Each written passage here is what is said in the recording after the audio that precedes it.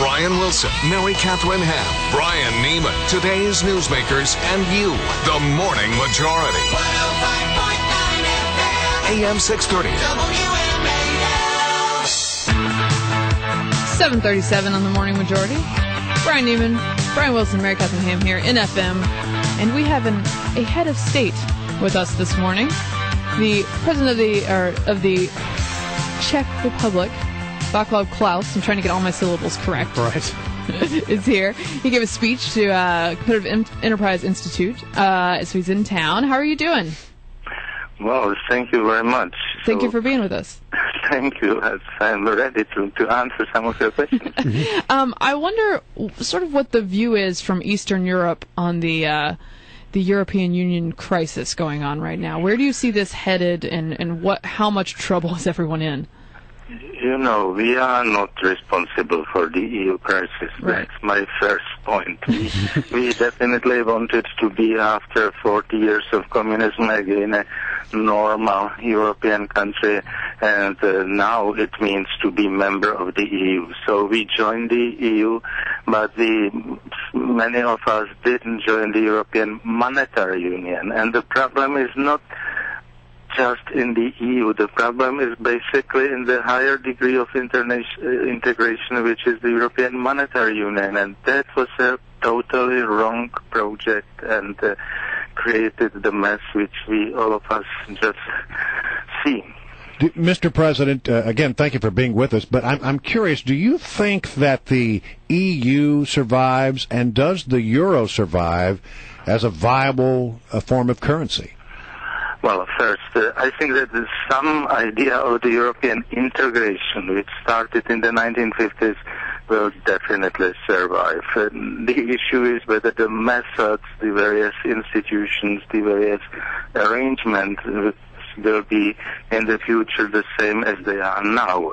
But the main issue is now, these days, the European Monetary Union, which means the single currency. As you probably may know, the Czech Republic rationally decided not to join the European Monetary Union, not to join this project, which is really a wrong project, because there are now 17 very heterogeneous, very diverse countries with one currency, and it becomes the currency for no one. You know, the idea that one size fits all, which was probably the original idea of the authors of the European Monetary Union, definitely proved to be a nonsense. But your judgment is important to us, because here in America we're looking very closely at what's going on with the EU, and specifically about whether the euro can survive. As you see it from your vantage point, does the euro survive?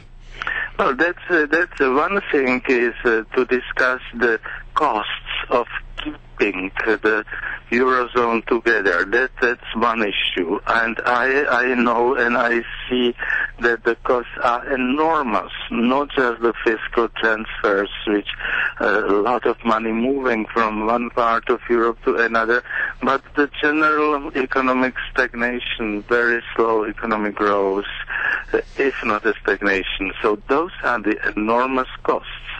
Whether to speculate whether the Europeans, I don't mean the normal people, but the political elites in the European Union will be ready to pay that price, well, that's another issue. I am afraid that they are, at least now, they are ready to continue with this basically wrong policy. Do you think Greece should be let to fail? Are you tired of the bailouts of Greece, and should the rest of the European countries stay out of Greece's money woes? You know, I'm not a political analyst or an economic commentator. I'm a president of a country friendly to Greece, so I don't want to make judgments about Greece, what they should do. That's definitely beyond my interest, and I can't afford to do anything like that. I have just one idea.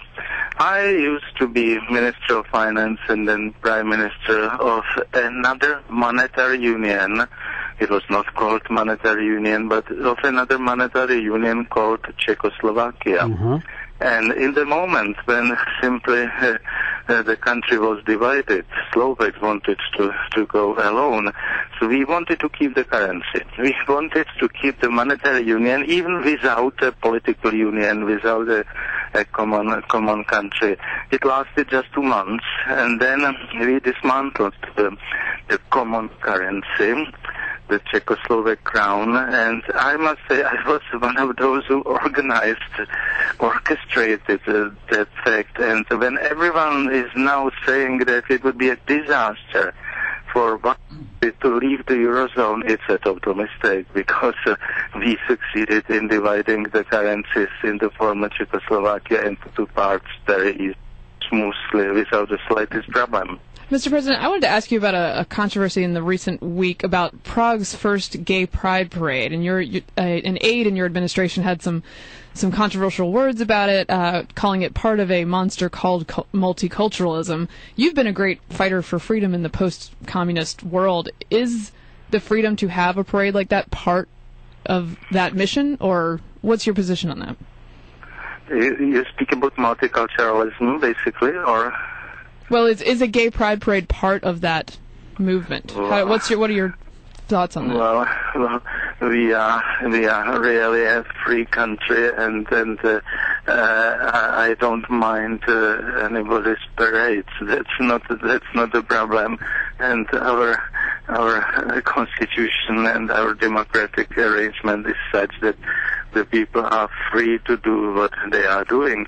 Another issue is, and the debate started in my country, when the mayor of the capital of Prague, a member of the conservative political party, gave his patronage to this parade. That was the issue, not the parade as such. It's very important to differentiate these two issues. Some people from the right of the political spectrum criticize the mayor of Prague. No one criticized the organizers of the parade. That's I can imagine that it's tremendously simplified and misinterpreted in the media somewhere in the West. Well, Mr. President, we thank you so much for being with us here this morning. The President of the Czech Republic, Mr. Vaclav Klaus, thank you for joining us.